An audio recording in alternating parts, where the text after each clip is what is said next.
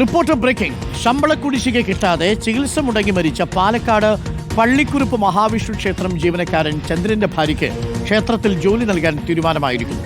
Malabar Devaswom board division chairman Dandapani ക്ഷേത്രം നിയന്ത്രിക്കുന്ന ഒളപ്പമണ്ണ ദേവസ്വവുമായി നടത്തിയ ചർച്ചയിലാണ് തീരുമാനം. ക്ഷേത്രത്തിൽ 29 വർഷം സെക്യൂരിറ്റിയായി ജോലി ചെയ്ത ചന്ദ്രന് 4 ലക്ഷത്തോളം രൂപയാണ് ശമ്പള ഇനത്തിൽ ലഭിക്കാനുള്ളത്. റിപ്പോർട്ടറാണ് ഈ വാർത്ത പുറത്തു കൊണ്ടുവന്നത്. ഇക്ബാലുണ്ട് കൂടുതൽ വിവരങ്ങളുമായി. ഇക്ബാൽ, ഒടുവിൽ ആ വാർത്തയ്ക്കൊരു ഇമ്പാക്റ്റ് ഉണ്ടായിരിക്കുന്നു. ഇദ്ദേഹത്തിന്റെ ഭാര്യയ്ക്ക്, ചന്ദ്രന്റെ ഭാര്യയ്ക്ക് അവിടെ ജോലി കൊടുക്കാമെന്ന് ഒളപ്പമണ്ണ ദേവസ്വവും മലബാർ ദേവസ്വം ബോർഡും കൂടി തീരുമാനിച്ചു എന്നാണ് അറിയുന്നത്. അത് അത്രയെങ്കിലും നമുക്ക് ചെയ്യാൻ സാധിച്ചു. 29 വർഷം സെക്യൂരിറ്റിയെ ജോലി ചെയ്തയാളാണല്ലേ ഈ ചന്ദ്രൻ?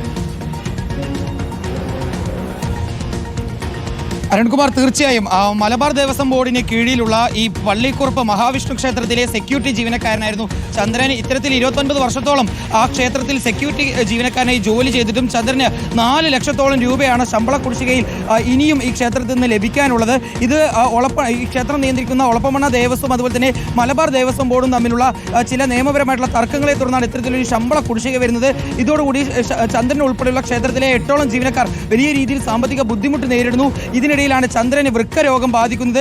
ചികിത്സ കൃത്യമായി എടുക്കാൻ ചന്ദ്രനോ അല്ലെങ്കിൽ കുടുംബത്തിനോ സാധിച്ചിരുന്നില്ല. ഒരു ശസ്ത്രക്രിയയ്ക്ക് വിധേയമാവണം എന്ന രീതിയിലുള്ള നിർദ്ദേശങ്ങൾ ഉൾപ്പെടെ ഡോക്ടർമാർ നൽകുന്നു. പക്ഷേ അതിനുള്ള തുക കണ്ടെത്താൻ ചന്ദ്രന് കുടുംബത്തിന് സാധിച്ചിരുന്നില്ല.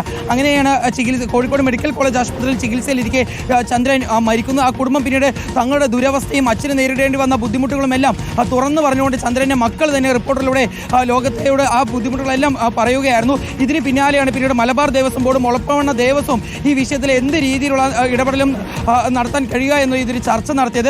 ശമ്പള കുടിശ്ശിക നിയമപരമായിട്ടുള്ള തർക്കങ്ങൾ നിൽക്കുന്നതുകൊണ്ട് തന്നെ അത് നൽകുന്നതിൽ ചെറിയ രീതിയിലുള്ള കാലതാമസം ഉണ്ടാകും. അടുത്തൊരു ഇവർക്ക് ചെയ്യാൻ കഴിയുന്ന ഒരു കാര്യം എന്ന രീതിയിലാണ് ഇപ്പോൾ ചന്ദ്രന്റെ കുടുംബത്തിൽ ഒരാൾക്ക് ജോലി നൽകണം എന്ന രീതിയിലുള്ളൊരു തീരുമാനത്തിലേക്ക് ഈ 2 വിഭാഗങ്ങളും എത്തുന്നു. അങ്ങനെ ചന്ദ്രന്റെ ഭാര്യയ്ക്ക് ജോലി നൽകാനുള്ള തീരുമാനത്തിലേക്ക് ദേവസ്വം ബോർഡും അതുപോലെ തന്നെ ക്ഷേത്രം നിയന്ത്രിക്കുന്ന ഒളപ്പമണ്ണ ദേവസ്വം കടക്കുകയായിരുന്നു. അതായത് നാളെ തന്നെ ചന്ദ്രന്റെ വീട്ടിലേക്ക് എത്തി ഭാര്യയ്ക്കുള്ള ഈ നിയമന ഉത്തരവ് നൽകും.